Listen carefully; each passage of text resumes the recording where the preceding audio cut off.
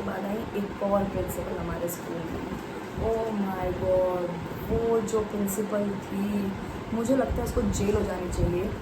जिस तरह से टीचर्स को हैरेस करती थी, जिस तरह से टीचर से बात करती थी, काश मैं आपको प्रूफ दे पाती कि वो किस लेवल की मतलब मैं बुरा नहीं बोल सकती, ऑब्वियसली वो एज में इतनी बड़ी थी, बट आप किसी के साथ ऐसा कैसे कर सकते हो। बट सबसे पहले धक्का मुझे क्या लगा, मैंने स्कूल में सिक लीव लिया था और मैंने मैम को, प्रिंसिपल को मेल कर दिया था, मेंस्ट्रुअल क्रैम्प्स की वजह से मैं आज नहीं आ पाऊँगी, kindly grant me a leave. मैं ये जानना चाहती हूँ मैंने इसमें क्या गलत बोला। विमेन टू विमेन हम बात नहीं कर सकते पीरियड्स के बारे में, कुछ गलत नहीं बोला। उन्होंने मुझे बोला कि नेक्स्ट डे आकर मुझसे मिलना। मैं चली गई। मुझे लगा कि मुझसे पूछेंगी मैं अब कैसी हूँ, क्यों ऐसे प्रॉब्लम क्रैम्प्स आपको क्यों आते हैं, मुझे लगा कंसर्न के लिए बुलाएंगे। एंटर करते ही उन्होंने मुझे क्या बोला, तुमको शर्म नहीं आती, तुम इन सब बारे में ओपनली बातें कर रही हो, ये तुम्हारी अपब्रिंगिंग है। वो लिटरली मेरे अपब्रिंगिंग के बारे में चली गई एंड आई वॉज शॉक।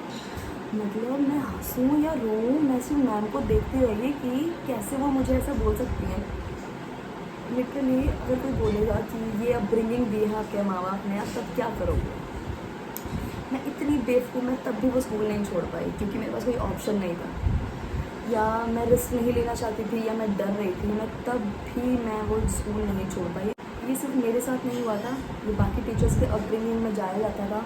वो टीचर्स को इतना खौफ में रखती थी कि टीचर्स का मुझे नहीं पता, उनके बारे में बात नहीं करना चाहती। मैंने 2 साल स्कूल में छुट्टी नहीं ली उसके डर की वजह से। मतलब वो किसी के भी अपब्रिंगिंग, एजुकेशन, हर चीज़ के बारे में गंदा बोलना, आप फिज़िकली कैसे लगते हैं उसके बारे में बोलना। अगर मैंने आपको पीरियड्स के बारे में बोल दिया तो आप ये बोलोगे ये अब मेरी अपब्रिंगिंग है, ये मेरे माँ बाप ने अपब्रिंगिंग दी है। और जो एरियर्स होते हैं, जो 50% डिडक्ट होते थे हमारे, 50 to 70% जो हमको मिलता था, बाकी जो सैलरी डिडक्ट होती थी, वो एरियर्स मुझे अभी तक नहीं मिला है। मैंने इतने स्कूल में मेल्स कर दिए, मैंने DOE को तक मेल करा है, कोई रिस्पॉन्स नहीं आया। उन्होंने झूठ बोल दिया कि मैंने कोविड के बाद ज्वाइन किया था। मैंने अपने प्रूफ्स दिखाए, आई कार्ड्स दिखाए।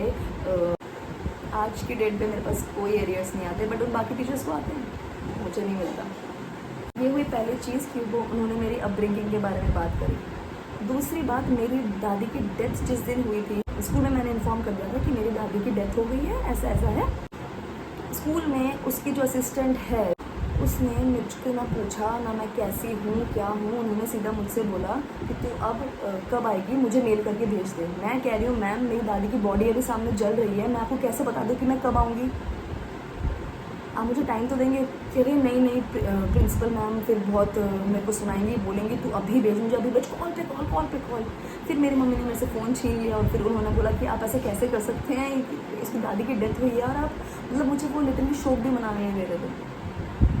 ये चीज़ मैं कभी नहीं भूलूँगी। उसके बाद ही 2 दिन बाद स्कूल में ऑनलाइन फिट इंडिया वीक था, जिसमें क्या होता है, ऑनलाइन सब बच्चों को ज़ुम्बा, स्पोर्ट्स ये सब कराया जाता था। मुझे वो वर्कशॉप लेनी पड़ी। मेरे पूरे रिलेटिव्स घर में थे। मेरी दादी के डेथ के 2 दिन बाद मेरे घर पे म्यूज़िक प्ले हो रहा है और मैं डांस करवा रही हूँ बच्चों को, क्योंकि मेरे को इतना प्रेशर दिया गया, इतना मेंटली हैरेस किया गया कि मुझे वो वर्कशॉप लेनी पड़ी। कोई ऐसा नहीं कर सकता जो मैंने करा है। इतनी बड़ी गलती मैंने अपनी लाइफ में करी है। थर्ड, मेरी मदर किसी रीज़न से हॉस्पिटलाइज थी, मैं इतना डिटेल में नहीं जाना चाहूँगी। मुझे सिर्फ 10 डेज़ की छुट्टी मिली। थैंकफुली मुझे वो छुट्टी मिल गई कि वो इतना मेजर था, वो मना कर भी नहीं सकती थी। स्कूल में आते ही वो मुझे पता है क्या बोल रही थी, वो मुझे कहते छठ पूजा मना के आ गई। ऑडेसिटी देखो, उनका प्रोफेशनलिज्म देखो, उनका एज देखो। वो स्कूल की प्रिंसिपल है, वो मुझे कह रही है छठ पूजा मना के आ गई। उन्होंने ना मेरे मदर के बारे में पूछा, ना मुझसे पूछा कि मैं कैसी हूँ। आप समझ लो, हम नहीं समझ सकते कि 2 साल हमें छुट्टी नहीं थी। कोई अगर छुट्टी लेता था किसी भी रीज़न की वजह से, किसी को अगर स्लिप डिस्क है, किसी को अगर कोई प्रॉब्लम है, किसी की अगर शादी है, तो हनीमून जाने से पहले आपने हमसे पूछा, क्या शादी करने से पहले आपने हमसे पूछा। स्लिप डिस्क को आप नहीं आ पाए तो आपकी अपब्रिंगिंग में कोई प्रॉब्लम है, क्योंकि आप स्कूल नहीं आ पाए। उसको घटिया बोलूँगी, ऐसा लग रहा है मैं ही कुछ गलत बोल रही हूँ।